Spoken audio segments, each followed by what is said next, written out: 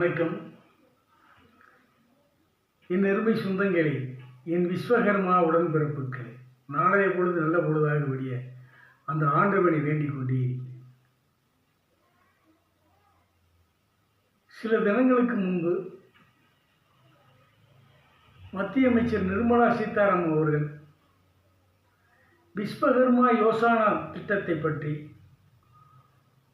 ஒரு பேட்டி ஒன்று கொடுத்தார்.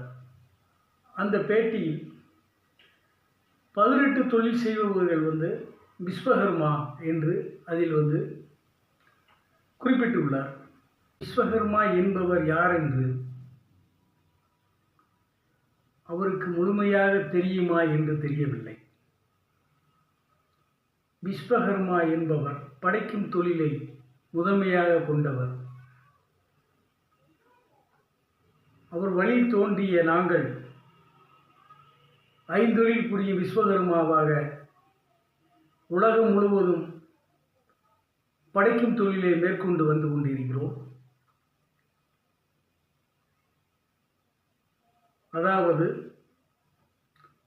கொல்லர், தச்சர், கண்ணார், சிற்பி, பொற்கொல்லர் என்று ஐந்தொழில் உலகம் முழுவதும் எங்கள் கைவண்ணம் ஒலித்து கொண்டே இருக்கிறது. அப்படிப்பட்ட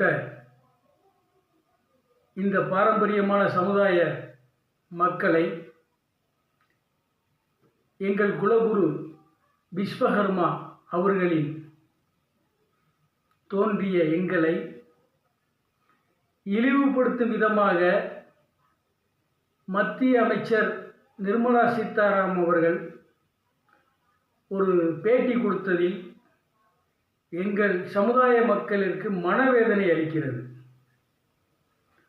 ஆகவே அவர் சொன்ன கருத்தை திரும்ப வாபஸ் பெற வேண்டும். திராவிட முன்னேற்றக் கழக ஆட்சியின் போது அனைத்து சமுதாய மக்களும் அர்ச்சகராகலாம் என்று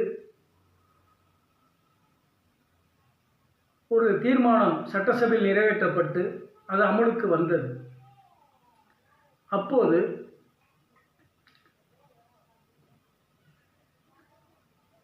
அனைவரும் அர்ச்சகராக ஆகும் பட்சத்தில் சூடம், அதாவது கோயில் திருப்பணி செய்யக்கூடிய, அதாவது ஐயர் செய்யக்கூடிய வேலையை பலதரப்பு சமுதாய மக்களும் செய்கின்றார்கள் அந்த இடத்தில். அப்போது அவர்களுக்கு ஐயர் என்ற சாதி சான்றிதழ் கொடுத்து விடலாமா? அம்மா அவர்கள் இதுக்கு தாழ்மையாக எங்களுக்கு விளக்கம் சொல்லணும். ஏன்னா நீங்கள் சொன்ன வார்த்தை எப்படின்னா, கையில் ஒரு சுத்தியலோ ஒரு வெப்பன்ஸோ இருந்தால் அவங்க விஸ்வகர்மா அப்படி சொல்லியிருக்கீங்க. அதைத்தான் நாங்கள் கேட்குறோம். கோயிலில் சூடம் காட்டினா ஒரு அர்ச்சகராக இருக்கக்கூடியவர் அவருக்கு ஐயருங்கிற ஜாதி சான்றிதழ் கொடுத்துடலாமா? இதை நீங்கள் தான் முடிவு பண்ணணும். எந்த ஒரு ஜாதியாக இருந்தாலும் அந்த ஜாதியை இழிவுபடுத்தும் நோக்கத்தோட ஒரு திட்டத்தை வகுக்கக்கூடாது. நீங்கள் இந்த விஸ்வகர்மா யோசனா திட்டத்தை வகுக்கும்போது விஸ்வகர்மா மக்களிடம் ஏன் கேட்கவில்லை?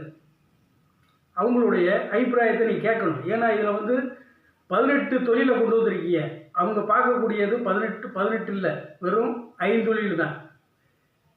இதை நீங்கள் முதன்மைப்படுத்தையில் விஸ்வகர்மா சமுதாய மக்களிடம் இதை நீங்கள் தீர விசாரித்து அப்புறம் இந்த திட்டத்தை அறிவிச்சிருக்கணும். இப்போ இந்த விஸ்வகர்மா மக்களை இப்படி இழிவுபடுத்தும் நோக்கத்தோடு நீங்கள் அந்த பேட்டி கொடுத்தது நீங்கள் வாபஸ் வாங்கணும், கண்டிப்பாக வாங்கணும். இல்லைன்னா நாங்கள் தமிழ்நாடு பூரா இந்த ஆர்ப்பாட்டத்தை பண்ணுவோம். நீங்கள் வாபஸ் வாங்கினதை விடுவோம். இதுதான் தொழிலாளர் வாழ்வுரிமை கட்சியோட கண்டனத்தை தெரிவித்துக் கொள்கிறோம். நன்றி, வணக்கம்.